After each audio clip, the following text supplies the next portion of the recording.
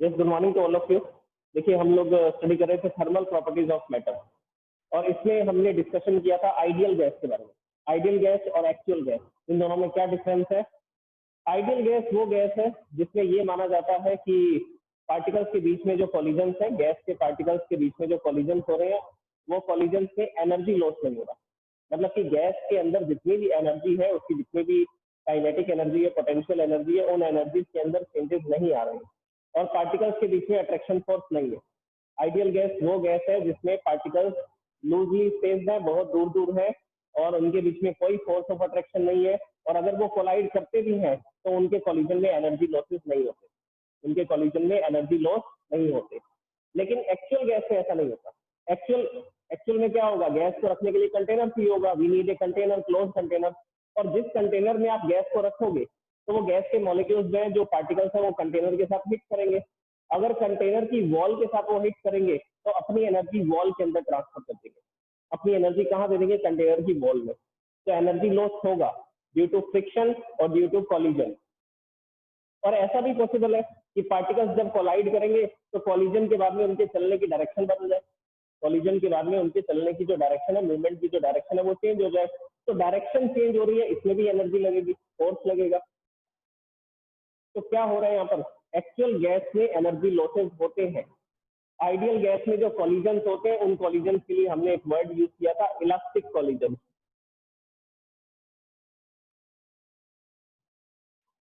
और actual gas में क्या होते हैं? Inelastic collision. Energy loss होता है due to change in direction. Collision के बाद या तो उनकी डायरेक्शन चेंज होगी, मूवमेंट डायरेक्शन चेंज होगी, या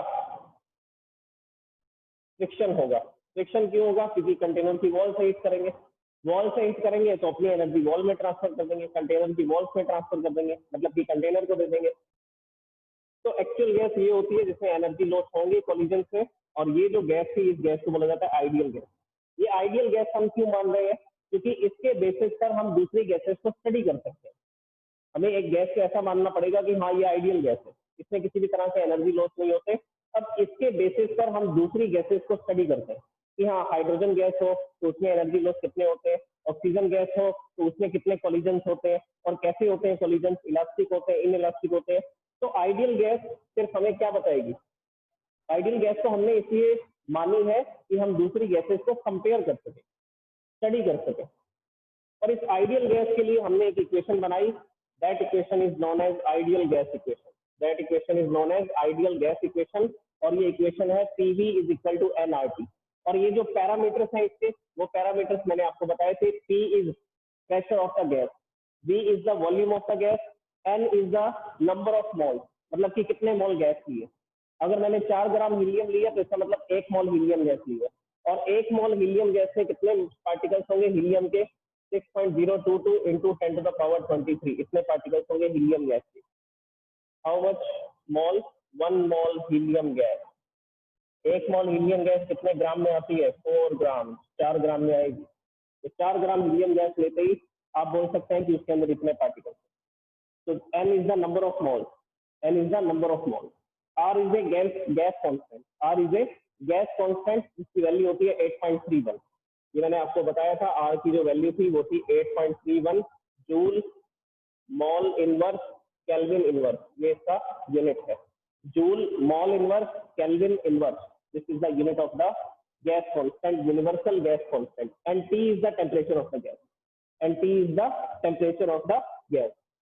ओके, तो ये है आइडियल गैस इक्वेशन। अब ये कैसे बनती है? तो उसके लिए हमें कुछ लॉज स्टडी करने पड़ेंगे। तो हमने फर्स्ट लॉ स्टडी की थी, बॉयल्स लॉ।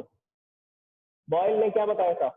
कांस्टेंट टेम्परेचर पे, at constant temperature the pressure of the gas is inversely proportional to the volume of the gas। Constant temperature पे प्रेशर जो है गैस का, वो वॉल्यूम के इनवर्सली प्रोपोर्शनेट होता है। इसका सीधा सा मतलब ये निकलता है कि अगर आप प्रेशर को इंक्रीज करोगे, मतलब कि अगर आप कंप्रेशन करोगे, मतलब कि कंप्रेशन जब हम करेंगे, प्रेशर को इंक्रीज करेंगे तो वॉल्यूम डिक्रीज होती जाएगी। प्रेशर को इंक्रीज करेंगे तो वॉल्यूम डिक्रीज होती जाएगी। सेकेंड, इस लॉ का सेकेंड रिजल्ट ये था कि अगर आप प्रेशर को डिक्रीज करो, अगर आप प्रेशर को डिक्रीज करोगे, दैट इज आप, इसका मतलब आप क्या कर रहे हैं, एक्सपेंशन कर रहे हैं, गैस को एक्सपेंड कर रहे हैं, सिस्टम को ऐसा ऊपर की तरफ लेकर के जा रहे हैं, गैस एक्सपेंड होती जा रही है, फैलती जा रही है। प्रेशर कम होगा तो वॉल्यूम इंक्रीज होगी, प्रेशर डिक्रीज करेंगे तो वॉल्यूम इंक्रीज होगी। तो ये दो रिजल्ट थे, और इन दोनों का मल्टीप्लीकेशन, इन दोनों का जो प्रोडक्ट होगा P इंटू वी होगा, वो हमेशा कैसा रहेगा, वो हमेशा कांस्टेंट रहेगा। वो तो दिख ही रहा है, अगर प्रेशर बढ़ा रहे हैं तो उतनी क्वांटिटी में वॉल्यूम कम हो रही है, अगर प्रेशर कम कर रहे हैं तो उतनी क्वांटिटी में वॉल्यूम बढ़ रही है। लेकिन इन दोनों का मल्टीप्लीकेशन हमेशा कैसा रहता है, इन दोनों का मल्टीप्लीकेशन हमेशा कांस्टेंट रहेगा इस टेम्परेचर पे, at constant temperature. Temperature change नहीं होना चाहिए इस प्रोसेस में। अगर टेम्परेचर चेंज हो रहा है तो इनका मल्टीप्लीकेशन कांस्टेंट नहीं आएगा। अगर इस प्रोसेस में टेम्परेचर चेंजेस होंगे तो इनका मल्टीप्लीकेशन आपको कांस्टेंट नहीं मिलेगा, अलग हर बार अलग मिलेगा, अलग अलग टेम्परेचर के लिए। तो कांस्टेंट टेम्परेचर पर P इंटू वी, प्रेशर और वॉल्यूम का जो प्रोडक्ट है वो कांस्टेंट रहता है। या आप ये बोल सकते हैं P is inversely proportionate to volume. Pressure बढ़ाएंगे तो वॉल्यूम कम होगा, वॉल्यूम बढ़ाएंगे तो प्रेशर कम हो जाएगा, इनवर्सली प्रोपोर्शनेट है। तो ये बॉयल्स लॉ थी, तो this is the Boyle's law. और ये आइसोथर्मल प्रोसेस क्यों बोला मैंने इसको, आइसोथर्मल, क्योंकि टेम्परेचर कांस्टेंट है। तो we are saying it is an isothermal process. और इसके जो रिजल्ट है वो मैं यहाँ पर लिख रहा हूँ। अगर प्रेशर इंक्रीज कर रहे हैं तो वॉल्यूम डिक्रीज होगी, और ये जो प्रोसेस है दिस इज कंप्रेशन, ये क्या है, ये कंप्रेशन है। और अगर प्रेशर कम हो रहा है तो इसका मतलब वॉल्यूम बढ़ रही होगी, प्रेशर कम हो रहा है तो वॉल्यूम बढ़ रही होगी। क्यों, क्योंकि क्या हो रहा है, क्योंकि हम लोग एक्सपेंशन कर रहे हैं, क्योंकि क्या कर रहे हैं, एक्सपेंशन। तो ये दो रिजल्ट है बॉयल्स लॉ के, ये मैंने यहाँ पर लिखी। अब हम स्टडी करते हैं नेक्स्ट लॉ को, चार्ल्स लॉ। ये फर्स्ट लॉ है, सेकेंड लॉ स्टडी करते हैं चार्ल्स लॉ।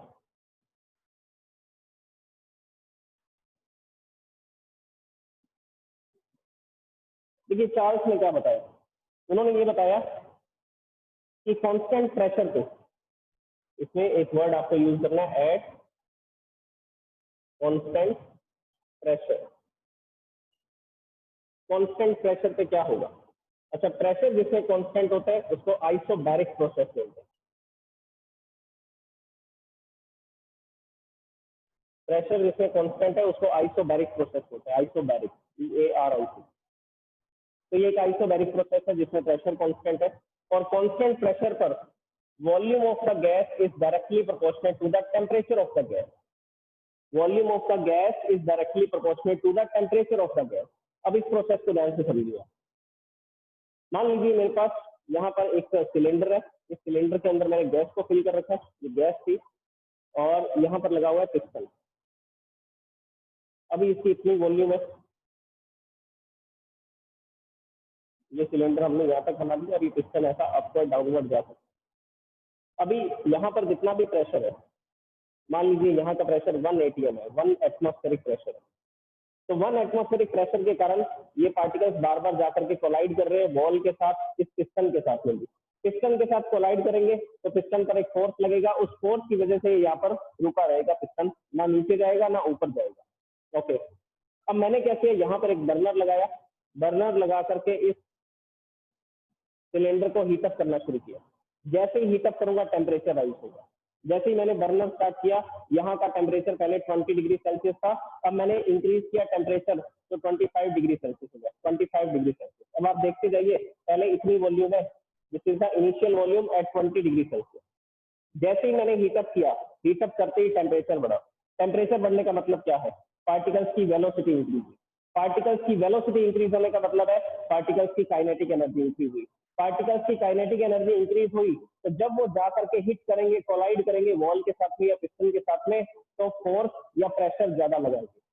तो ये पार्टिकल पहले स्लो मूविंग थे, जैसे ही मैंने हीटअप किया ये फास्ट मूविंग पार्टिकल हो गए, अब ये जा करके इस पर और ज्यादा फोर्स लगाते हैं।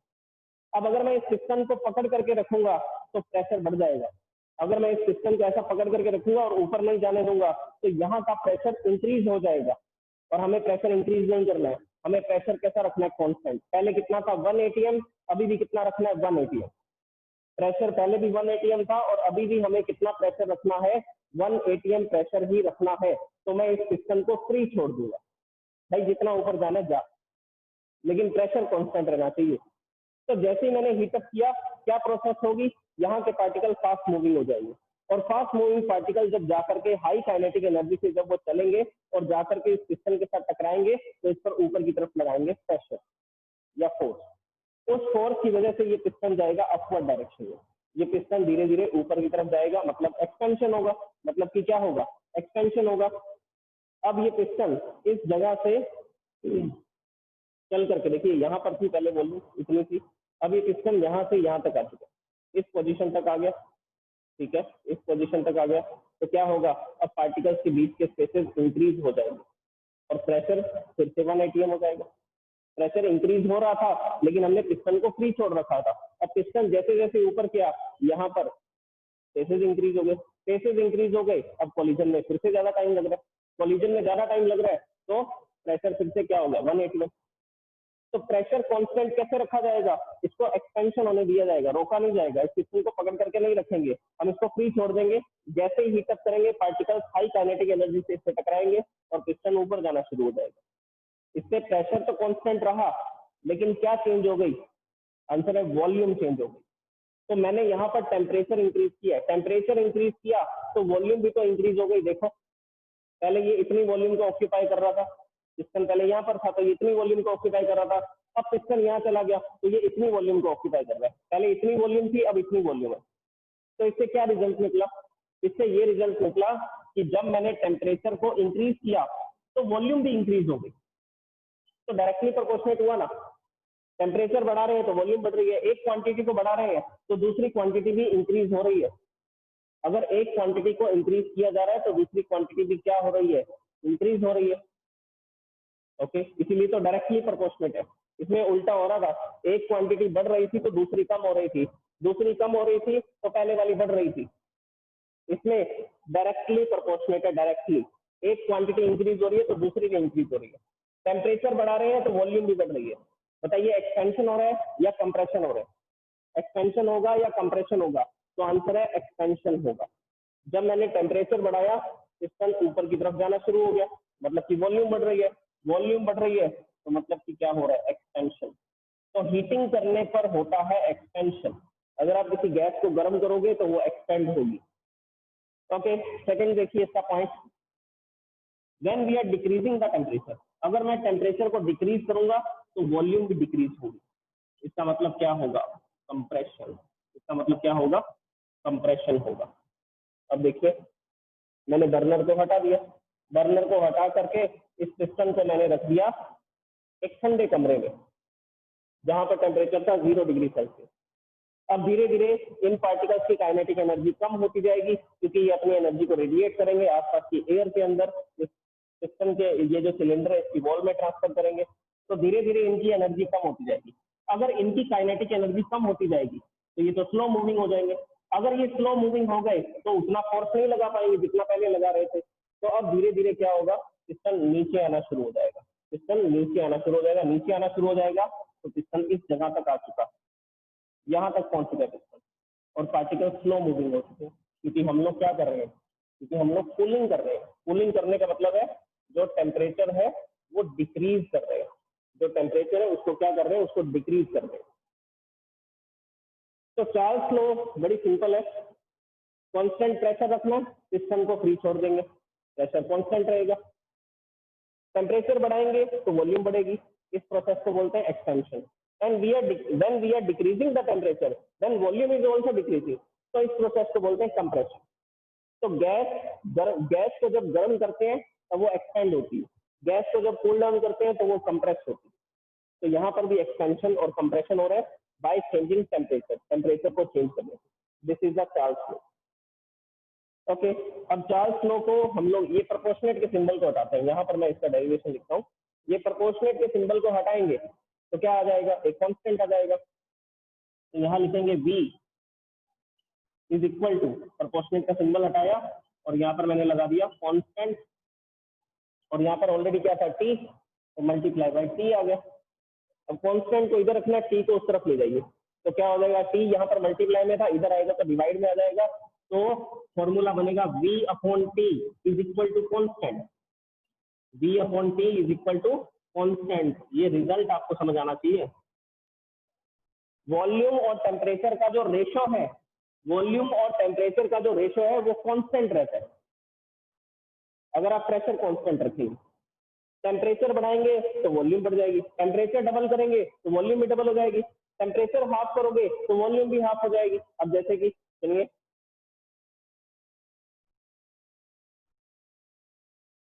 इनिशियली वॉल्यूम थी 20 और टेम्परेचर था 20 डिग्री सेल्सियस, टेम्परेचर था 20 डिग्री सेल्सियस, वॉल्यूम भी 20 मीटर क्यूब है और टेम्परेचर भी 20 डिग्री सेल्सियस है।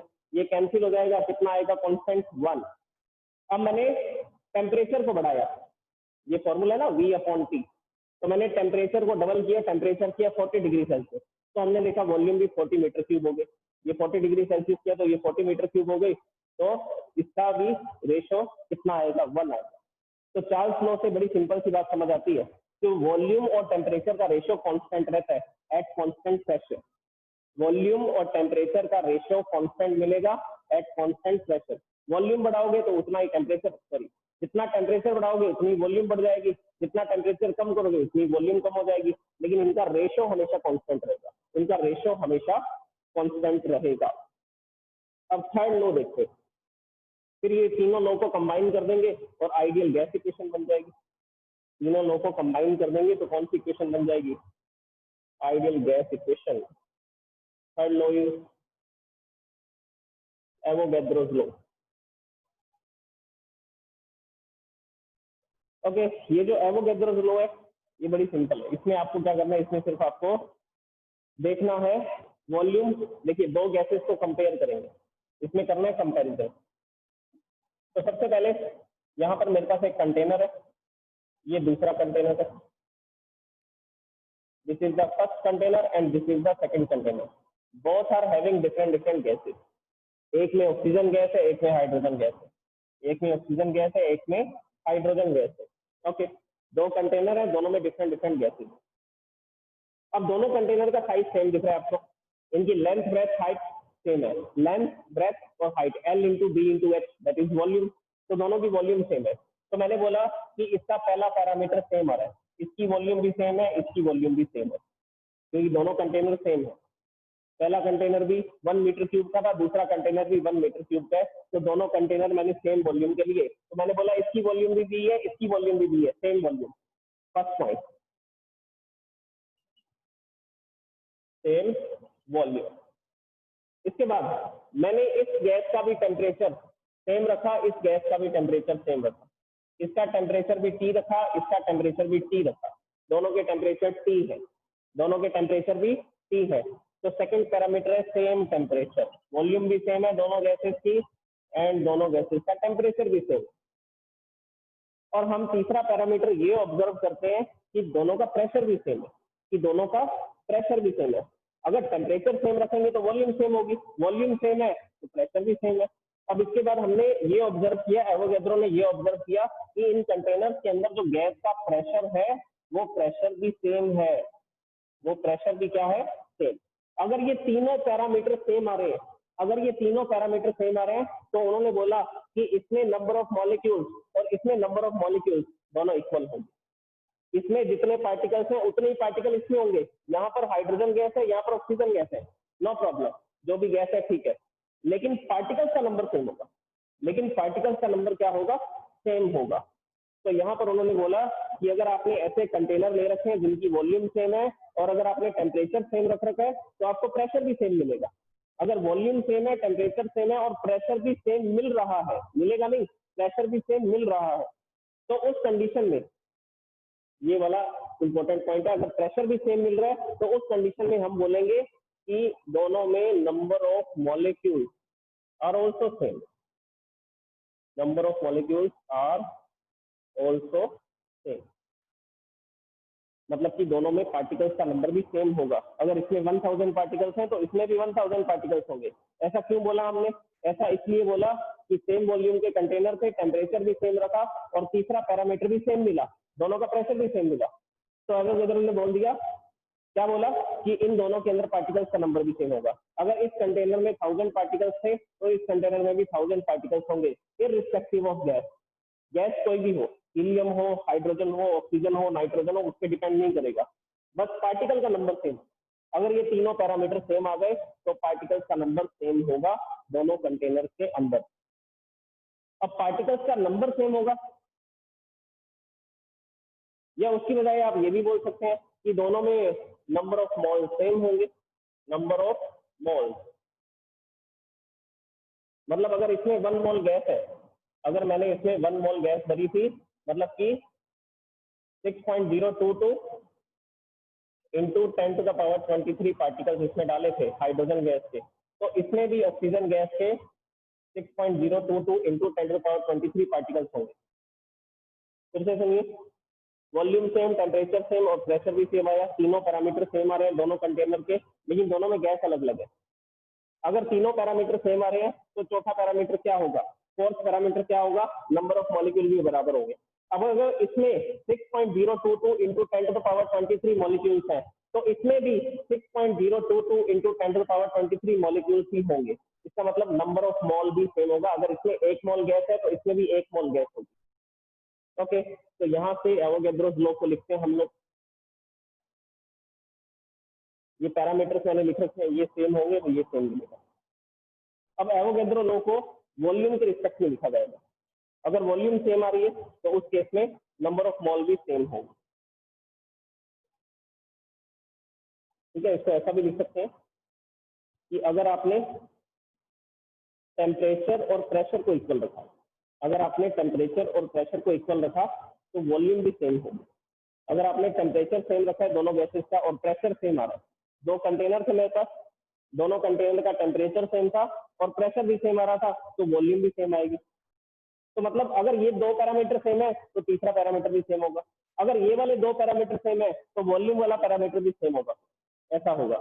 तो यहाँ पर एवोगैड्रो ने एक लॉ बनाया, volume is directly proportionate to the number of mole, volume is directly proportionate to the number of moles of the gas. This is the third law. अब देखिए, वॉल्यूम ज्यादा होगी तो नंबर ऑफ मोल्स भी ज्यादा होंगे, मतलब कि पार्टिकल्स का नंबर ज्यादा होगा। सिंपल सी बात ये सामने आ रही है कि कांस्टेंट प्रेशर और कांस्टेंट टेम्परेचर पे, कांस्टेंट प्रेशर और कांस्टेंट टेम्परेचर पे अगर वॉल्यूम इंक्रीज हो रही है तो इसका मतलब उसमें नंबर ऑफ पार्टिकल्स आप बढ़ा रहे हैं। अब मेरे पास एक कंटेनर था, उसमें 1000 पार्टिकल्स थे, हमने बोला इसकी वॉल्यूम 1 मीटर क्यूब है। 1000 पार्टिकल्स थे, हमने बोला इसकी वॉल्यूम 1 मीटर क्यूब है। अब मैंने क्या किया, वो कंटेनर को खोला और उसमें 1000 पार्टिकल और डाल दिए। पहले 1000 थे, अब 1000 और डाल दिए तो हो गए 2000 पार्टिकल्स। अब हम देखते हैं कि वॉल्यूम भी डबल हो चुकी है। अगर पार्टिकल्स का नंबर आप बढ़ा रहे हैं तो वॉल्यूम भी बढ़ जाती है, पार्टिकल्स का नंबर आप डबल कर रहे हैं तो वॉल्यूम भी डबल हो जाती है, तो वॉल्यूम भी डबल हो जाती है। This is the Avogadro's law. अच्छा, अब प्रोपोर्शनेट के सिंबल को हटाएंगे, मैं यहाँ पर लिख देता हूँ, वॉल्यूम इंक्रीज होने का मतलब है कि नंबर ऑफ मॉल्स इंक्रीज हो रहे हैं, मतलब कि पार्टिकल्स का नंबर इंक्रीज हो रहा है। प्रोपोर्शनेट के सिंबल को हटाएंगे, इक्वल टू आएगा और यहाँ लिखेंगे constant multiply by N, N multiply में इधर आएगा तो डिवाइड में आ जाएगा, तो ये हो जाएगा V upon N is equal to constant, V upon N is equal to constant. Volume और नंबर ऑफ मॉल्स का रेशो, वॉल्यूम और नंबर ऑफ मोल्स का रेशो कांस्टेंट रहता है। कब कांस्टेंट रहेगा, जब दोनों कंटेनर का टेम्परेचर भी सेम होगा और दोनों कंटेनर का प्रेशर भी सेम होगा। ये दो पैरामीटर सेम होगा, टेम्परेचर और प्रेशर वाले। नीचे वाले दो पैरामीटर अगर सेम है, टेम्परेचर और प्रेशर अगर सेम है, तो उस कंडीशन में ये रेशो कांस्टेंट रहेगा। ये रेशो कैसा रहेगा, कांस्टेंट। तो ये तीन लॉ हमने बना दिए, Boyle's law, Charles law, Avogadro's law. अब ये तीनों लॉ मैं एक साथ लिखता हूँ, तीनों लॉज को एक साथ मैं लिखता हूँ।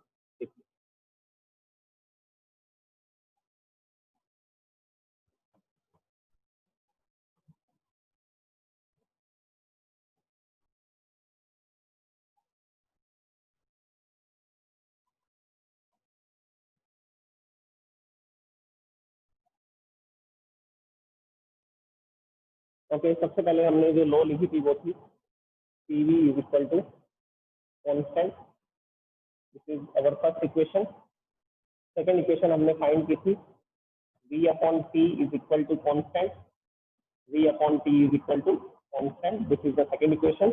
And third equation is V upon N is equal to constant, V upon N is equal to constant. By combining these equation, इन इक्वेशन को कंबाइन करने वाले हैं।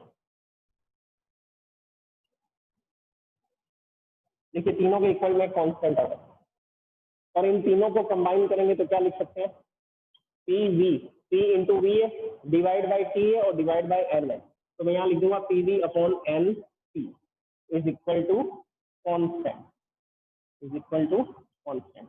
This is the ideal gas equation, ये आइडियल गैस इक्वेशन है। P V is equal to N T is equal to constant, P V upon N T, sorry P V upon N T is equal to constant.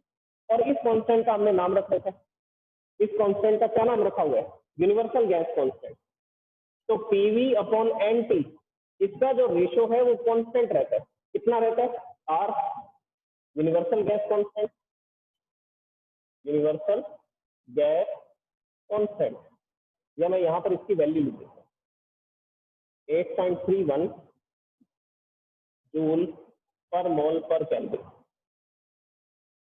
Mole inverse kelvin inverse, mole inverse kelvin inverse. This is the ideal gas equation. ये जो are है, इस are को क्या बोला जाता है, universal gas constant, universal gas constant. अब देखिए मैं एक ग्राफ बनाता हूँ, ये ग्राफ है इस तरह से, एक तरफ मैंने लिखा PV upon N T, PV upon N T, और दूसरी तरफ लिखा मैंने प्रेशर। अब पीवी अपॉन एन टी कितना आता है, आर आता है, तो यहाँ लिखा हमने 1 2 3 4 5 और यहाँ पर आ गया 8.31, ये वैल्यू आ गई 8.31। अब 8.31 पर ये पीवी अपॉन एन टी का रेशो कैसा रहता है, कॉन्स्टेंट लिखा हुआ है, देखिए PV upon N T is equal to R and R is a constant which is 8.31। तो पीवी अपॉन एन टी 8.31 है और हम प्रेशर बढ़ाते जा रहे हैं, प्रेशर बढ़ाते जा रहे हैं, बढ़ाने से कुछ नहीं हो रहा, ये हमेशा कांस्टेंट रहेगा। प्रेशर बढ़ाएंगे तो वॉल्यूम कम हो जाएगी और टेम्परेचर में भी चेंजेस आएंगे, तो जितना चेंज इसमें आएगा उतना इसमें आएगा, उतना इसमें आएगा, तो टेम्परेचर में चेंज आएगा। तो ये तीनों क्वांटिटीज अगर चेंज हो रही है एक दूसरे के रिस्पेक्ट में, तो एक क्वांटिटी जितना चेंज होती है दूसरी क्वांटिटी भी उतना ही चेंज हो जाती है, लेकिन इनका रेशो हमेशा 8.31 रहता है। और ये जो मैंने स्ट्रेट लाइन बनाई, ये किसको बताती है, आइडियल गैस बिहेवियर को बताती है, ये बताती है आइडियल गैस बिहेवियर को। ओके, अब एक्चुअल गैसेस क्या होती है, एक्चुअल गैसेस का इस तरह का ग्राफ आता है, hydrogen gas, oxygen gas, nitrogen gas, ये इस तरह के ग्राफ आते हैं। तो सिर्फ यहां तक एक मैं आपको कंडीशन बता रहा हूं, at high temperature and low pressure, high temperature और लो प्रेशर पे जो गैसेस हैं, जो एक्चुअल गैसेस है, कौन कौन सी, हाइड्रोजन, ऑक्सीजन एंड नाइट्रोजन, ये आइडियल गैस की तरह बिहेव करते हैं। तो यहाँ तक ये कर्व स्ट्रेट लाइन आएगा। इसके बाद अगर टेम्परेचर कम होता जा रहा है और प्रेशर बढ़ता जा रहा है तो ये आइडियल गैस की तरह बिहेवियर नहीं करेगी। इनके जो कर्व है वो स्ट्रेट लाइन नहीं आ रहे, देखिए ऐसा आ रहे हैं। तो टेम्परेचर अगर हाई होगा और प्रेशर कम होगा, देखिए प्रेशर यहाँ पर कम है, इधर जा रहे हैं तो हाई प्रेशर हो रहा है, यहाँ पर है तो लो प्रेशर है। तो लो प्रेशर और हाई टेम्परेचर पर ये आइडियल गैस की तरह बिहेवियर करते हैं। और अगर हम सिर्फ आइडियल गैस की बात करें तो उसके लिए सिर्फ ये स्ट्रेट लाइन आएगी, this is the ideal gas behaviour. PV upon N T ये हमेशा आर रहता है और आर कितना होता है 8.31, ये हमेशा स्ट्रेट लाइन आपको मिलती है इस ग्राफ के अंदर। ओके, तो ये था आइडियल गैस बिहेवियर का ग्राफ। लेकिन ये ग्राफ नहीं चाहिए हमें, हमें तो स्केल बनाना है टेम्परेचर का। ये ग्राफ हमें नहीं चाहिए, ये हम स्टडी करेंगे काइनेटिक थ्योरी ऑफ गैसेज में। एक चैप्टर आएगा, इसके बाद 2-3 चैप्टर के बाद में काइनेटिक थ्योरी ऑफ गैसेज, उसमें हम ये सारी लॉज को स्टडी करेंगे और इस ग्राफ को स्टडी करेंगे, आइडियल गैस बिहेवियर को स्टडी करेंगे। लेकिन अभी हमें आइडियल गैस बिहेवियर स्टडी नहीं करना, सिर्फ आइडियल गैस इक्वेशन बनानी थी, तो वो इक्वेशन मैंने बना दी, PV is equal to NRT. अब ये एनटी जो इधर आ जाएगा मल्टीप्लाई में, तो इसको ऐसा भी लिख सकते हैं, पीवी इज इक्वल टू, ये एनटी यहाँ मल्टीप्लाई में आ जाएगा, तो it will be NRT and this is the ideal gas equation and this is the ideal gas equation. अब स्केल कैसे बनाया, केल्विन ने ये स्केल कैसे बनाया, तो उस पर आते हैं, वो हमारा डिस्कशन का टॉपिक है। तो मैं 2 ग्राफ बनाने वाला हूँ, इन ग्राफ को आप देखेंगे कि वो कैसे कैसे बिहेवियर करते हैं। वॉल्यूम और प्रेशर का ग्राफ बनाऊंगा मैं with respect to temperature, with respect to temperature. देखिए सबसे पहला ग्राफ यहाँ पर मैं लिखता हूँ temperature, here temperature in degree Celsius, और ये जो अपवर्ड डायरेक्शन में लाइन जा रही है ये बताइए वॉल्यूम को, ऊपर जा रहे हैं तो वॉल्यूम इंक्रीज हो रही है। इसी तरह से एक ग्राफ और बनाते हैं, गैस के बिहेवियर को स्टडी कर रहे हैं। एक ग्राफ और बनाता हूँ, टेम्परेचर इन डिग्री सेल्सियस, यहाँ पर 0 डिग्री है, 0 डिग्री सेल्सियस, ये सेंटर में जो लाइन में बना रहा हूँ यहाँ पर टेम्परेचर या यहाँ पर टेम्परेचर है 0 डिग्री सेल्सियस, और ये लाइन बना रही है प्रेशर। तो ये ग्राफ है वॉल्यूम और टेम्परेचर का, ये ग्राफ है प्रेशर और टेम्परेचर का। ओके, दोनों ग्राफ को स्टडी करते हैं। अब देखिए, जैसे जैसे मैंने टेम्परेचर देखिए 0 डिग्री सेल्सियस पर गैस की कुछ ना कुछ वॉल्यूम थी, गैस की कुछ ना कुछ वॉल्यूम थी, मैंने एक कंटेनर में रखा 0 डिग्री सेल्सियस पर, वो गैस स्टेट में हाइड्रोजन को 0 डिग्री सेल्सियस पर हो जाएगा, लेकिन गैस स्टेट में रहेगा तो अभी भी उसने कुछ वॉल्यूम ऑक्यूपाई कर रखी है। टेम्परेचर बढ़ा रहा हूँ तो वॉल्यूम भी बढ़ रही है, टेम्परेचर बढ़ा रहा हूँ तो क्या बढ़ रही है, वॉल्यूम भी इंक्रीज हो रही है। तो मैंने टेम्परेचर इंक्रीज किया तो वॉल्यूम भी इंक्रीज होगी, फिर और इंक्रीज किया तो और वॉल्यूम इंक्रीज होगी, क्योंकि हमने रिलेशन पढ़ा, वॉल्यूम इंक्रीज करने से सॉरी टेम्परेचर इंक्रीज करने से वॉल्यूम इंक्रीज होती है। ये रिलेशन अभी मैंने आपको बताया था बॉयल्स लॉ में, सॉरी चार्ल्स लॉ में। तो टेम्परेचर इंक्रीज हो रहा है तो वॉल्यूम भी इंक्रीज हो रही है। तो यहाँ पर ये ग्राफ ऐसा बढ़ता जा रहा है, स्ट्रेट लाइन।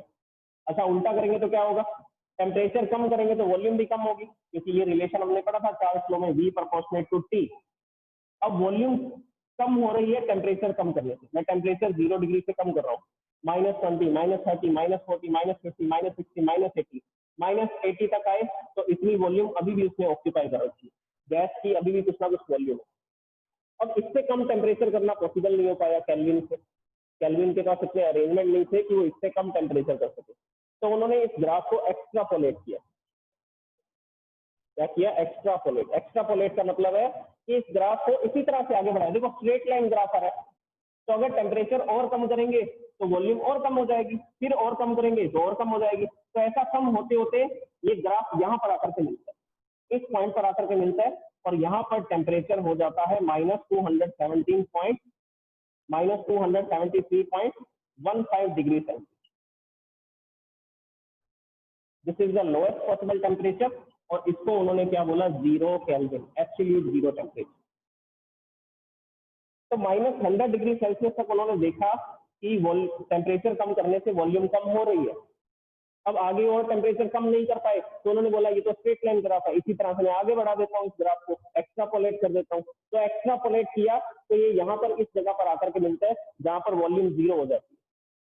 तो 0 केल्विन पर वॉल्यूम क्या हो रही है, वॉल्यूम भी 0 हो रही है, 0 केल्विन पर वॉल्यूम भी 0 हो रही है। अब प्रेशर वाला ग्राफ देखो, अगर टेम्परेचर कम करेंगे तो प्रेशर भी कम होता जाएगा। ये स्टेटमेंट और सुन लीजिए, अगर टेम्परेचर को डिक्रीज करते जाएंगे तो प्रेशर भी डिक्रीज होता जाएगा।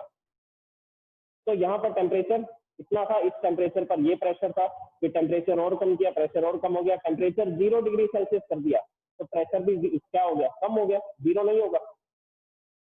हाइड्रोजन गैस है 0 डिग्री सेल्सियस पर, वो पार्टिकल अभी भी मूवमेंट करेंगे, फ्रीज नहीं होंगे, रुकेंगे नहीं। तो ऐसा करते करते वो टेम्परेचर और कम करते गए, इधर नेगेटिव में टेम्परेचर है, माइनस में है, तो यहाँ तक जब -100 डिग्री सेल्सियस तक आए तो उन्होंने बोला इसके बाद अब मैं इस ग्राफ को फिर से क्या कर देता हूँ, एक्स्ट्रापोलेट कर देता हूँ। स्ट्रेट लाइन ग्राफ है, इसी ग्राफ को आगे बढ़ा देता हूँ, मेरे को आगे एक्सपेरिमेंट करने की जरूरत नहीं है।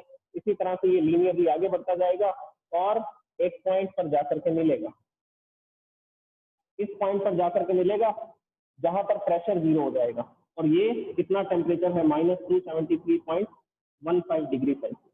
तो ऐसा टेम्परेचर कम करते गए -273.15 डिग्री सेल्सियस पर ये ग्राफ यहाँ आकर के मिलता है, और प्रेशर कितना हो जाता है, प्रेशर हो जाता है 0। तो इन्होंने बोला कि 0 केल्विन टेम्परेचर पर प्रेशर भी क्या हो रहा है, प्रेशर भी 0 हो रहा है, प्रेशर भी 0 हो रहा है।